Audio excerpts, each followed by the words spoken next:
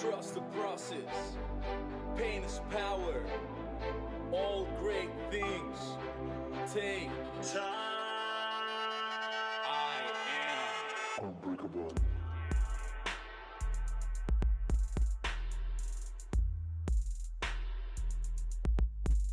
Unbreakable.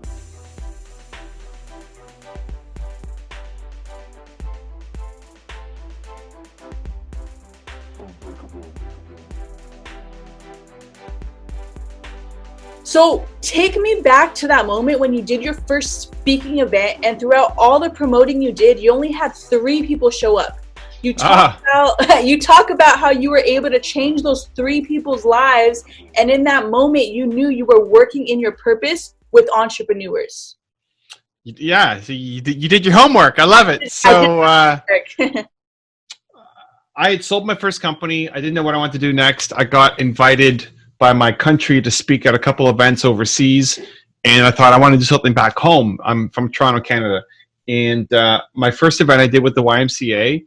They had a group of entrepreneurs, and they said, "Hey, can you come and share your story and speak to them and help?" I'm like, "Yeah, happy to do it." And I spent, a couple weeks preparing my presentation. I was nervous. What was I going to say? And then I get to the event, and there's only 3 people who were there, and my heart immediately sunk because I thought, in my head, I was trying to feel out what I was going to do next. I mean, I sold my business. I had some money, awesome, but like, how am I going to spend the next? I was 22 years old. What am I going to do with the rest of my life? I got to do something. And I thought this was going to be it. Like, maybe this is my next thing. And then just total failure, right? I mean, it's a free event, 3 people. How am I ever going to make money at this if only 3 people come and it's free? So in my head, I thought, this is never going to work. I'm never going to make money at this. This is not going to, I want it to be the thing. It's not going to be the thing. And so, but I saw the 3 people there. So I thought, I have to do it. They showed up. So I'm going to do it. And I prepared for it. I might as well just help them. And it felt so amazing. Mm-hmm. I very quickly forgot about, is this going to be a business or not? Mm-hmm. The disappointment of only 3 people showing up. And I felt like, man, I'm having an impact on these 3 people. And I left feeling, I walked in feeling like kind of heartbreak, and I left feeling filled up. Mm-hmm. And I thought, I don't know if I'm ever going to make money doing this, but I have to keep doing it because it just lifts my soul. So yeah, that was my first experience, I guess, in my hometown of speaking. It was a total disaster, but I changed those 3 people's lives in that couple hours with them, and I just felt like I had to keep going. I love that. And I feel that no matter what, like, you knew you were doing it for a greater purpose than yourself.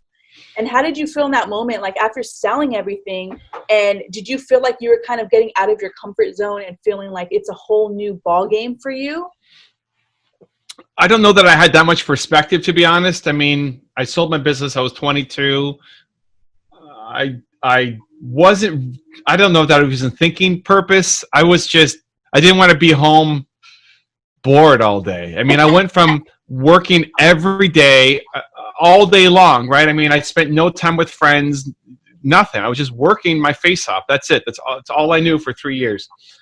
And then nothing. Like, it was gone. My business was sold. My 2 partners who I built this with also went as part of the deal. So they moved to California, and I'm now by myself with no partners, and I got money in my bank, which is great, but no, like, what am I going to wake up tomorrow and do? Like, if you didn't have your show, you didn't have your gym, and it's all gone, like, what do you do tomorrow morning? Like, I don't know. Or depression, that's what. No.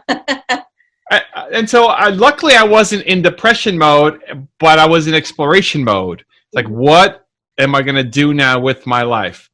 And I said yes to almost anything. I said yes to a whole bunch of different things, and a lot of it didn't work out, or it worked out for a little bit. And one of them was speaking. I never had a goal or ambition to be a speaker. I never saw myself as being a voice for entrepreneurs. It was not part of the plan. But I just said yes to a whole bunch of stuff, and then that was one that just kind of stuck. I love that. So talk to me about the importance of being purpose-driven over profit-driven, and how sometimes as an entrepreneur, actually most of the time as an entrepreneur, you have to work for free in order to build the momentum and get the experience. Yeah, I think a lot of people grow up with a weird relationship with money. Mhm. So some people think money is everything. And the next person walking into my gym is going to be my next suit or be my next purse or be my next whatever. And then some people think that money is the root of all, evil, right? And that money is bad and that you shouldn't go after it. I think that money is important. Money is a tool and it's super important. And if you're being an entrepreneur, money needs to be in your top 5. It just can't be number 1. Absolutely. There's got to be something above money. But it has to be in your top 5, because if you don't figure out how to make money, then you've just got this hobby that you do in the evenings and weekends, and you have to work at some crappy job your whole life, right? And so, yes, purpose comes above profit. And to some people, I'm preaching to the choir. And for those people, it's like, you need to learn how to make money. Like, don't just write off money as like someday it's going to come. You need to figure that out. And for the others who are just chasing money, it's like, no. You have to start with purpose. So depending on where people are at, listen to the show or the audience that I'm talking to, typically the perspective that you grew up with is amazing and is helping you, but you need more of the other side. Absolutely. And let's give an example. If someone's starting let's say a podcast or a YouTube channel, right? And of course, first you have to build an audience. You have to build that momentum, put in the work. But if their goal eventually is to, for instance, you're able to monetize, you were able to grow it to over 2 million subscribers, what advice or what 3 tips can you give maybe a YouTuber or a podcaster on how to grow and monetize their show and or YouTube channel? So first off, I would make content, like if you're doing a podcast and you're doing an interview-based podcast like this, awesome. You better first off love interviewing people. Like if you don't like talking to people, you're not going to have much success. Like for people who say, I'll do whatever it takes, you won't do whatever. Like you're going to quit and give up. And you're going up against people who love doing it. So you're always going to lose. So if you're starting a podcast that's interview-based, amazing. Bring on people who you actually want to talk to. So reach out to guests, not just because they're some big name, but you actually care about their story and you want to ask them something. Next, make it really personal. Don't just ask the questions that you think your audience is going to care about. Treat it as a free coaching session for you. So when you're bringing somebody on, even the intro, like it doesn't matter what the intro is. I don't need you to read my official bio. Like the best intro that you can give is what you like about the person. Hey, I brought Evan Carmichael on today because he is whatever you like. Mm-hmm. Because here's what happens. Most people will read the same intro. And I have an intro. You can go to my website, you can find it.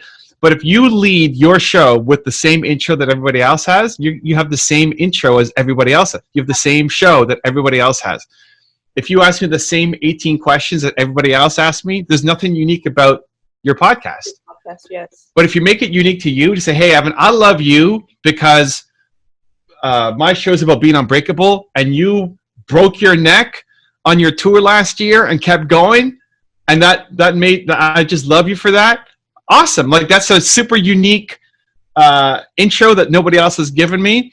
And I also know that you care about my story. You've done even your first question, but asking about my speaking gig and people showed up, like you've done some homework. And then make it a coaching session for you. It's like, what are you struggling with? What do you need help with? And then you get unique content that nobody else has. And that's how you start to win. So I think a lot of people who are doing podcasts or YouTube channels, they fall into that trap of trying to be professional and trying to like do it like everybody else does. And then now you just have a show like everybody else has and you never actually win. I love that. That's powerful. Thank you so much for your insight. So you state that everyone has a Michael Jordan talent level at something. Can you elaborate on that, please? I think everybody's the best in the world at something. Like you are the best in the world at something. And most people, one, don't believe that. They don't believe they're world class at something. The idea of being world class is for for the Steve Jobses of the world and all these other people. It's not like I can't be that level. Or they found something that they want to be great at, but they don't chase it down enough. And so that's what I think is the world's biggest problem. People don't believe in themselves enough. It's what I'm trying to every day tackle and take on, and I'm never going to solve it, but I wake up every day trying to solve it. And I want to gift, that's going to, I guess, be my legacy, or what I'm trying to work towards every day, is for people to wake up and feel like I could be great at something. It may not be what my mom was great at, or my dad, or my teachers, or the people around me, right? I'm sure even for you, I'm sure your parents aren't podcasters.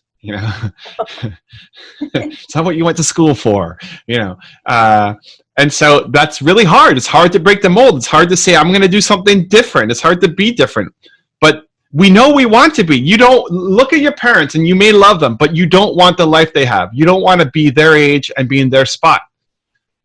You want something else, but it's really hard to go off on that ledge and say, I'm going to go off and be great, like the world's greatest X, when nobody in your circle, nobody in your town has done that. And that's why people stay small for life and never go off and accomplish great things. And that's what I'm trying to bust out. I love that. And I feel like for me, for instance, like I come from corporate America, formal education, did everything right. And podcasting was kind of out of left field. So for instance, now with everything going on with COVID-19, right? I was kind of furloughed, and for like this, everything I'm doing with podcasting is my passion. I'm extremely passionate about it. So I definitely plan on making a living from it. But my goal first is to serve people. So what advice can you give someone when it comes to, maybe especially with everything going on right now with COVID-19, people are losing their jobs left and right, transitioning out of corporate, and maybe right now is the perfect opportunity to start something they've been wanting to do, but they're scared, or they're living off of fear? Yeah, there's a lot of, what's surprising is how many thought leadership channels actually went down during the start of COVID. So YouTube went up. YouTube views are crazy high up, but a lot of the people who do thought leadership, education, skill, learning kind of channels, interview channels like this, went down. How is that? Well, people are watching YouTube, but they're not learning. They're watching YouTube for either entertainment or news. They're watching YouTube to escape and shut off the world, or just to stay in the panic of how many people died this hour in my country or my hometown, right? And just refreshing. And so it starts with the decision that, yes, you're going to try to be informed, but you're going to use this time as an opportunity to develop the skills that you need to get ahead. So if somebody's watching, listening, and wants to start a podcast, start consuming podcasts. Start looking at videos on how to start your own podcast. Start making a list of the people you would want to have on your podcast and the questions that you would want to ask and get answered. This is the time to start getting ahead and start training for the area of your life that you want to grow in and get better at, where a lot of people are just succumbing to the overwhelm. And it's just a choice. It's just a decision that I'm going to take charge of my life and not just take it easy because now I'm able to stay at home.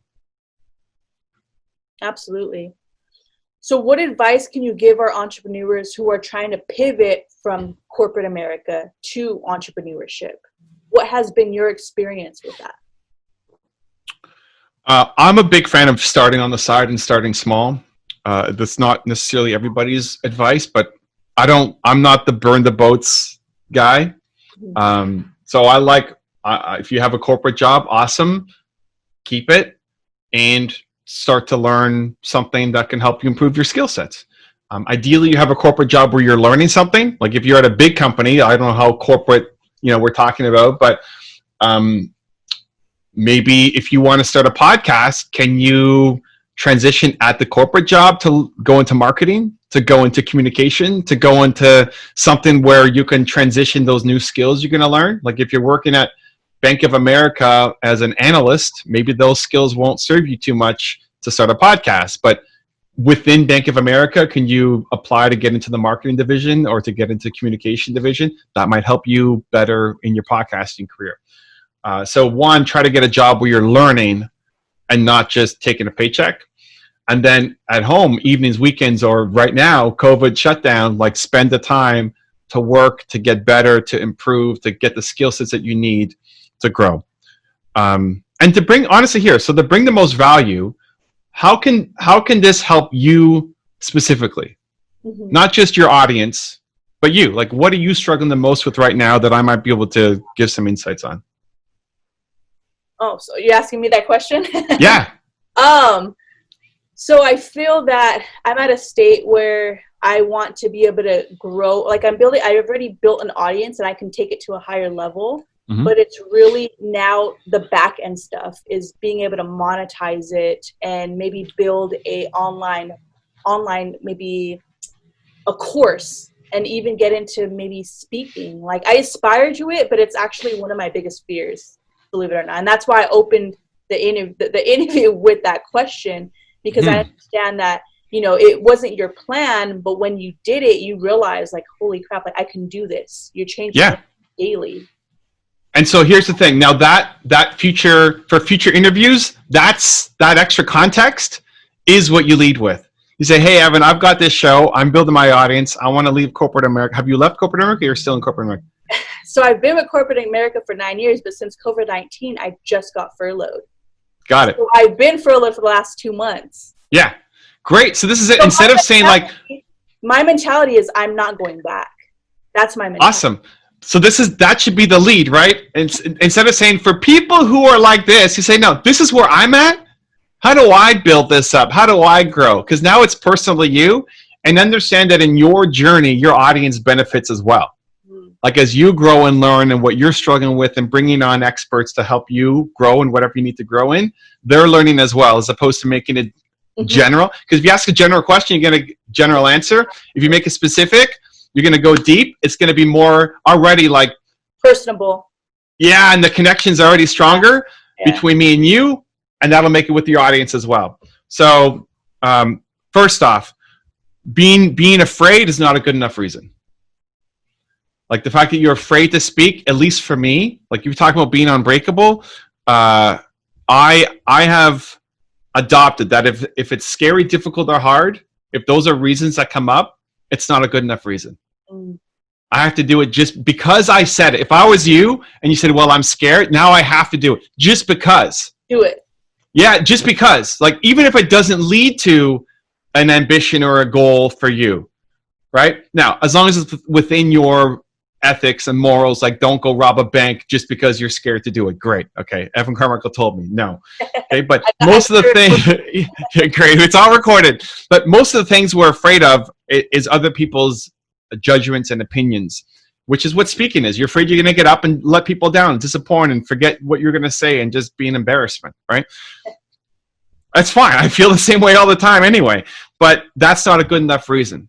So if it were me, I'd be looking at what's the first speaking gig I can get. Even you can't do it right now because you know COVID, but what's an online speaking gig you can get right now, where you're not just being the Larry King, Oprah, like asking questions, but you're speaking on something.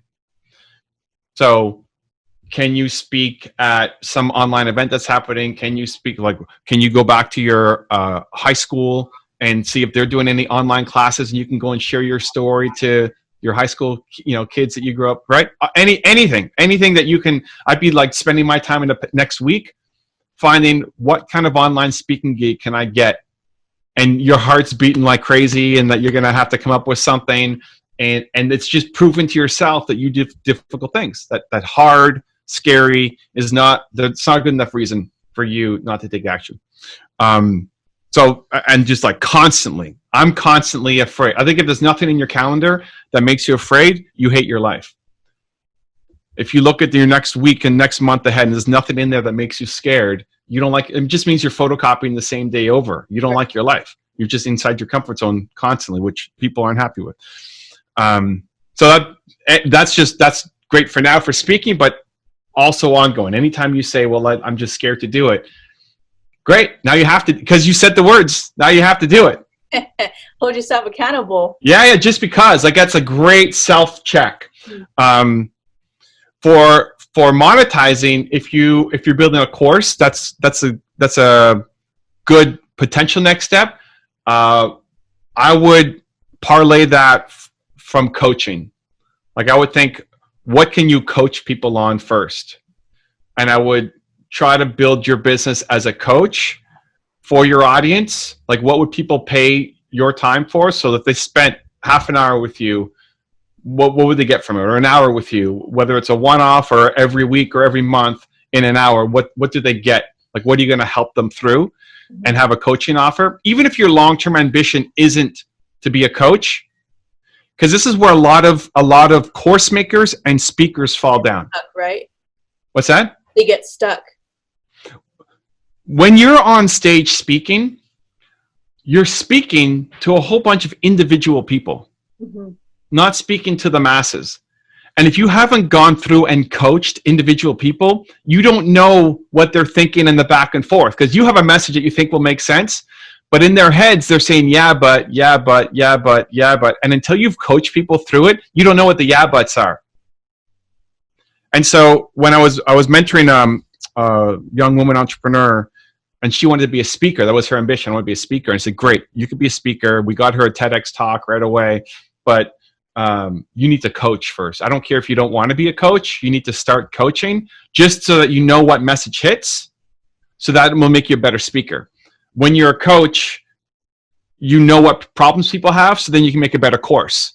A lot of times with courses, so many people make all this effort to put into a course and then sell nothing, because you don't know what course to do it off of, because you haven't gone through being paid as a coach or consultant to help people. So you start with a coaching or consulting service.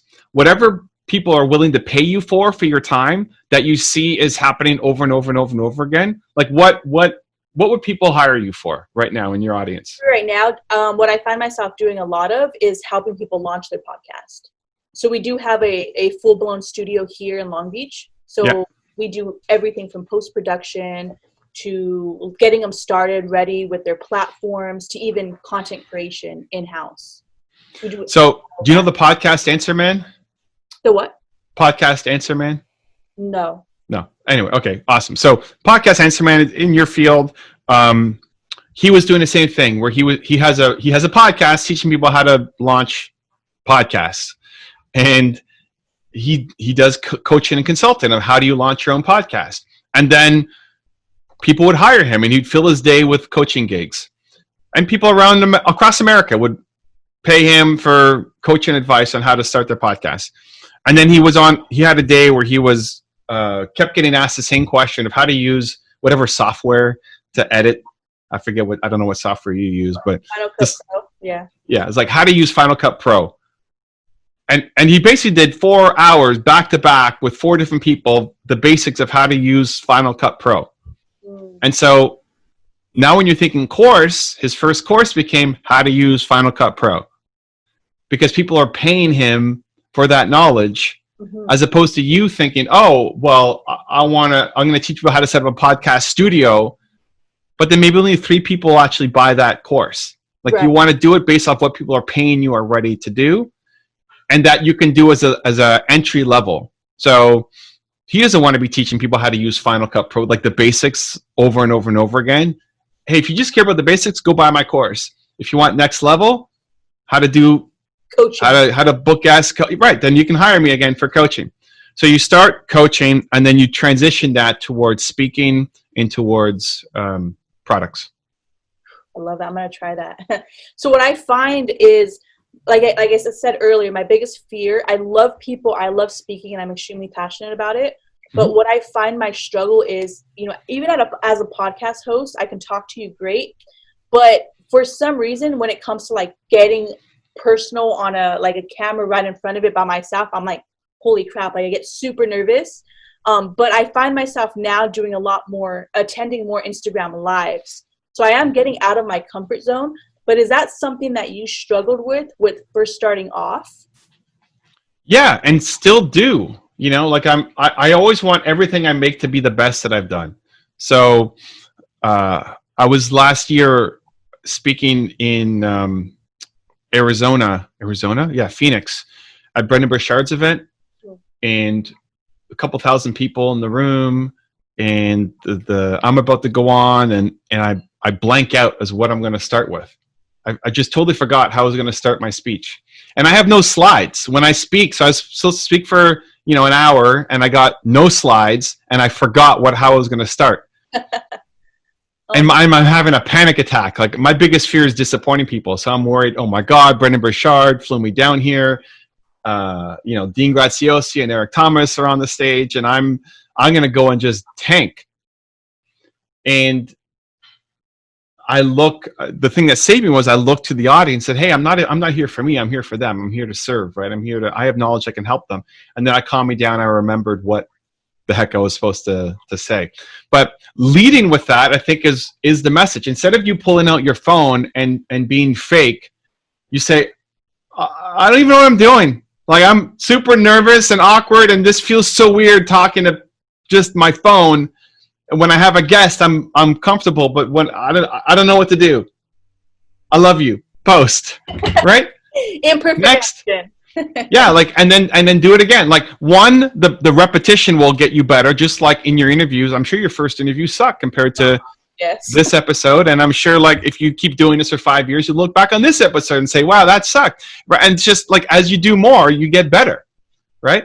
I see a bunch of medals behind you on the wall, and I don't know what they're for, but chances are, for what? I did a lot of Spartan races. Spartan races. So I'm sure, like, you had to train for that. You don't just pick somebody off the street and say, hey, go Spartan race, right?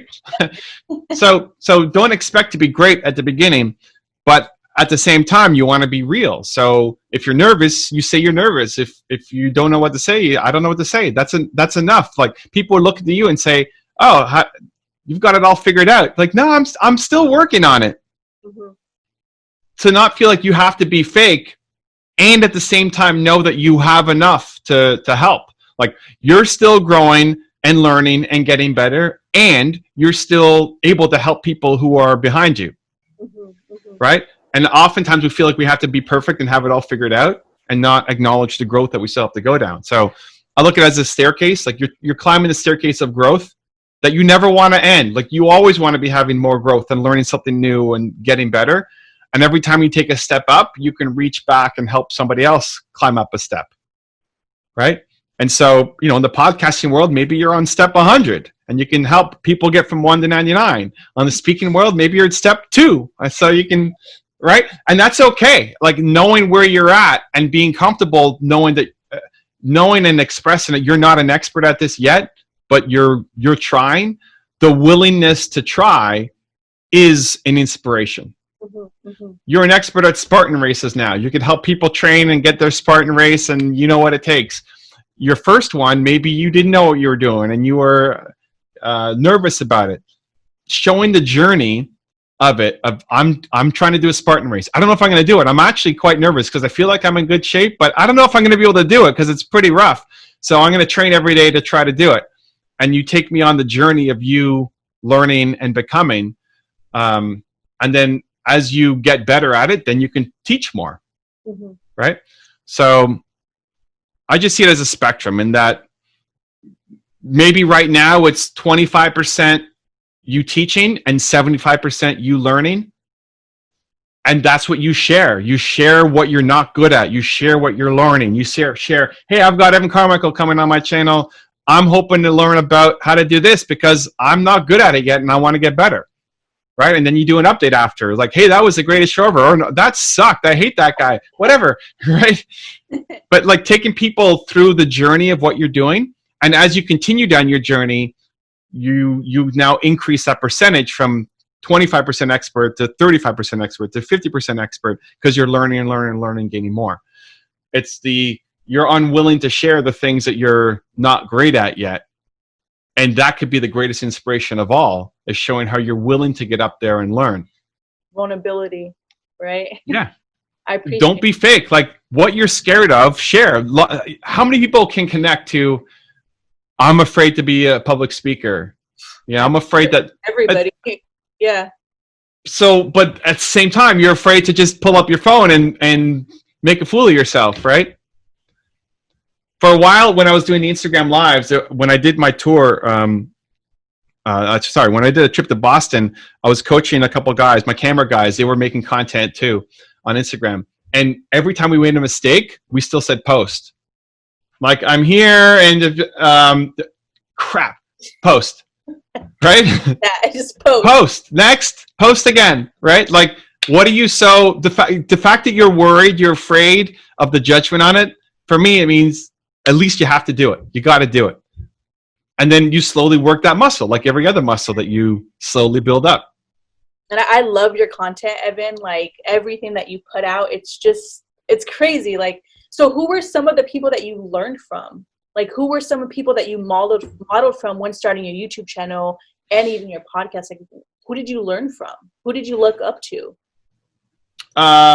So I love learning from people who've done the thing that I want to go off and do. Ultimately, my parents are my biggest role models. They're on the wall behind me. I'm like 8 or 9 in that picture. I guess podcast audience can't see, but I got this giant canvas. I got 5 giant canvases on my wall, and one is me with my parents. They always taught me I'm Evan Carmichael. I could do anything I believe that I can.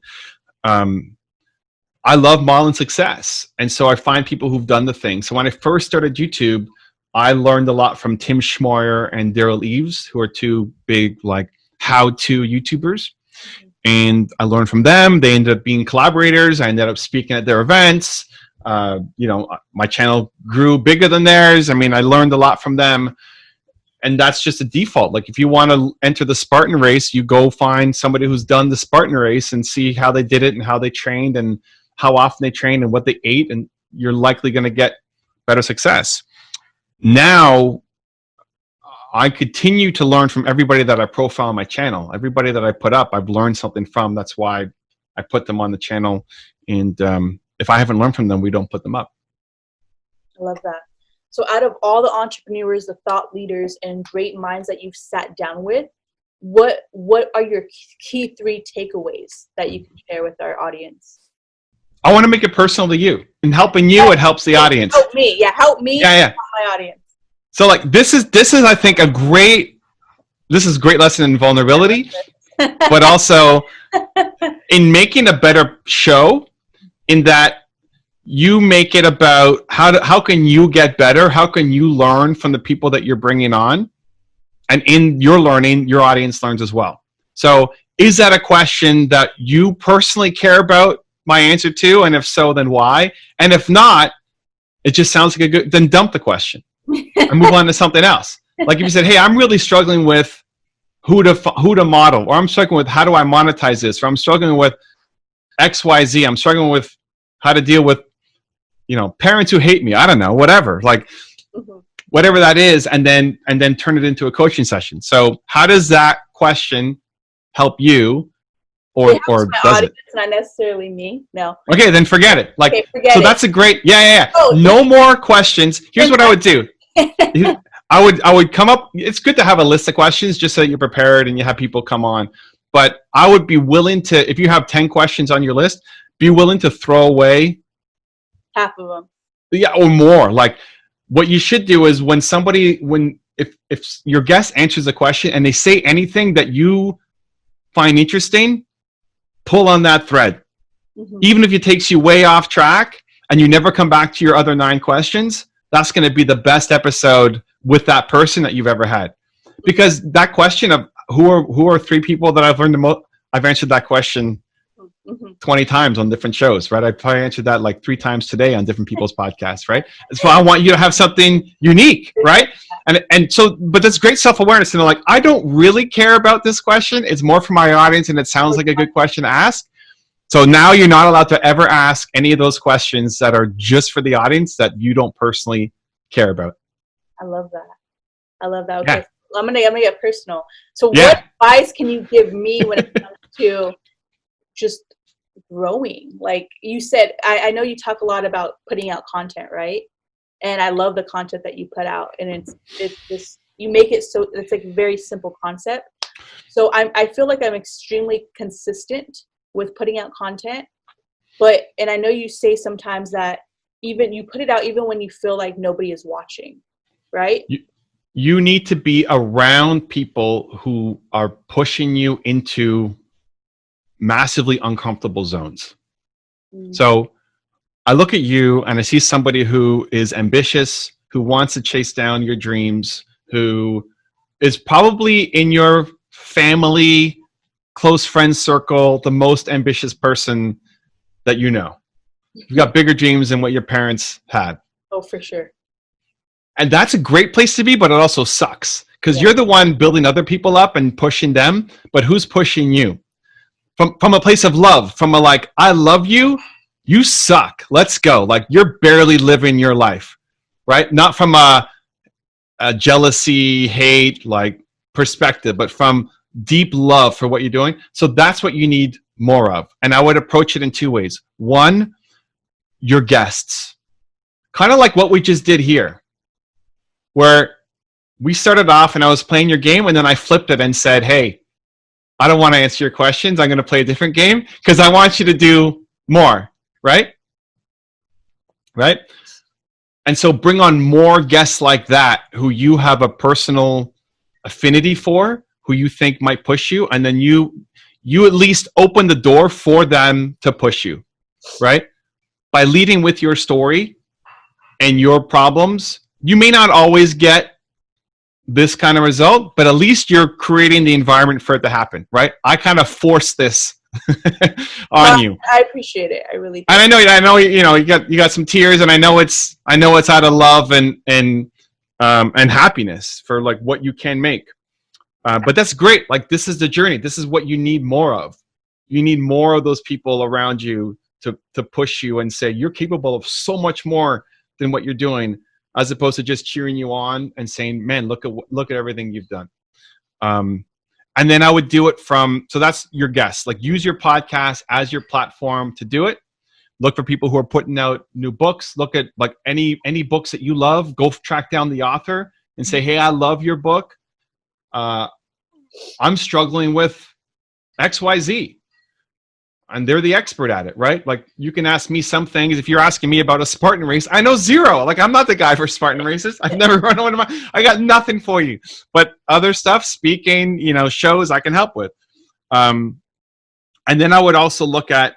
So I don't know how often you're doing your show, but if you're doing like a once a week kind of thing, then it's tracking down again the experts and guests that you care deeply about, and then two, surrounding yourself with what I call aspirational mentors. So like Steve Jobs pushes me even though I've never met him, right? This is my office. Again, podcast you can't see, but I got a giant Steve Jobs. I'm looking at it right now. It's like his head is like 8 times the size of mine, and he's looking at me all day long. and I make my videos on my channel for me because I want to be around people who are thinking bigger and pushing me, because I'm the same way. I'm the most ambitious person that I know from my friend circle in my family.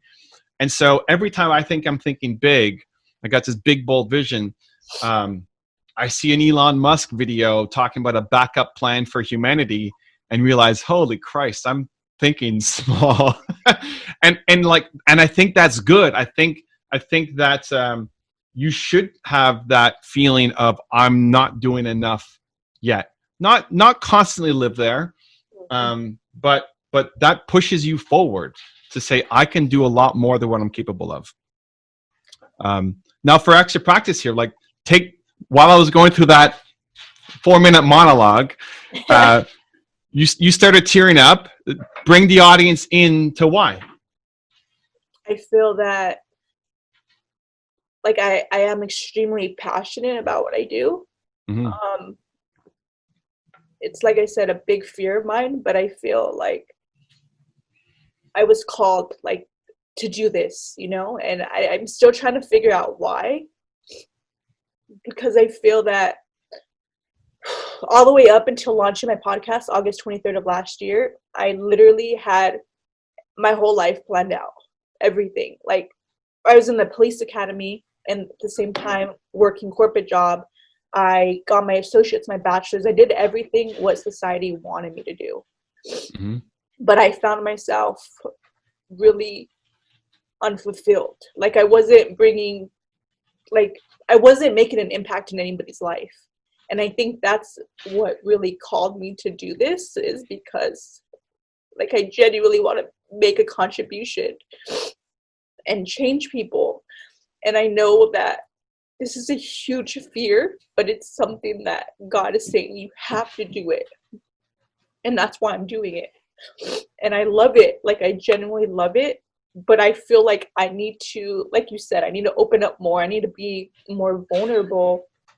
But it's a weakness of mine. You know what I mean? But I really appreciate this. Like, just how many episodes have you done? What episode is this? So you're season 2. I have 25 episodes for season 1, and I already have about 40 episodes recorded for season 2. So this is like your season. You're at episode 20, season 2, and I have 15 non-published episodes right now. Got it. I'll be so. Listen, this is your greatest episode to date. And not because I showed up. It's because you showed up. Like I did a little bit. I just kind of pushed a little tiny bit. Yeah, pushed me off. But you showed up, right? Like, and it doesn't mean that you need to cry on every episode, but there's nothing wrong with crying when it makes sense. But making it personal and letting your guest see that it's personal, that you actually really value them. A lot of times, like listen, all day long I'm doing interviews and podcasts today, and a lot of people it's just work. It's just work for them. Yeah. But you can tell that you actually really deeply care. And for a lot of people, they do care, but they never really express it. So saying, hey, I want to have an impact. I want to make a contribution. There's so many people who have who can relate to that story of doing what society wanted them to do, or their parents or whoever wanted them to do, and they were too afraid to take the leap. You took the leap. Like, you're doing it. You don't know what you're doing in terms of figuring it all out. You don't have, you know, where you kind of want to go. You can't give the prescription yet of what to do, but the willingness to try is an inspiration. The willingness to say, I don't want to live this life anymore. I want to be able to have a contribution and feel like when I wake up, the life I'm living matters. And so I'm going to take this leap into podcasting as my next step. That is an inspiration that might encourage somebody else to go off and be a dancer or ask that girl out. Right. Or whatever, because they're tired of living somebody else's life. Right. And if you take people into that journey of what you're afraid to do, then now you're sharing like 5% expert and 95% journey. But as you go on that journey, if you every day were doing something that you were afraid of and conquering those fears, you'll start gaining that 5% expert to 10% expert to 15 to 20 to 30, and you shift your content. But right now you're an expert at how to make a podcast. Awesome. That's not really what you want to be an expert at. That's like a means to an end. You want to help people figure out how they can make a contribution and feel like their life has meaning and significance. Help people make an impact. Mm-hmm. I feel like right now this is just the platform of just building it and using my voice, you know, and like you said, I need to get more out of my comfort zone and express more and be a lot more vulnerable. And I feel like it's definitely something that I'm being pulled to do. So I just need to surrender and just let it go. Yeah. Well, and this is it. You started. Hey, happy birthday. This is it. You just did it. So homework is, weekly guest that you are inspired by, and you're going to make it only about you. And in that is actually, like, it's easy to think this is selfish for me just to make it about me. Sometimes I do feel that way. It's the most selfless thing you can do. Like, this is your best episode ever because you showed up. And in that vulnerability, people will now relate way more to you than they did before, right? So it's actually the most selfless thing that you can do is make it about you and share your journey. So weekly guests that you actually deeply care about, and you're only going to make it about you and lead with why you care so much about them and turn into a coaching session that you're going to open up about something that you're trying to get better at and learn at. Again, it doesn't necessarily mean you're crying every episode. Yeah. But like, or it could be just passion, right? It's like emotion. If no emotion comes out from you in an episode, that episode sucks.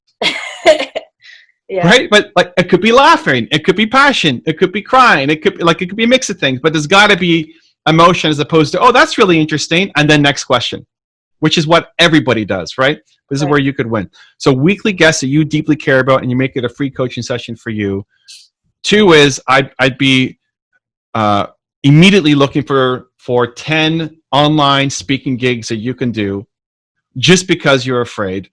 And you'll talk about almost anything. Like, you could talk about podcasting to tons of different potential people. You could go back and talk to your high school if they're doing, like, all kids are going now online classrooms. Can you come and share your story, right? You could talk about sport and racing. Like, anybody who's doing any kind of online summit or Instagram live, you go out and you now pitch yourself and get your next 10 speaking gigs.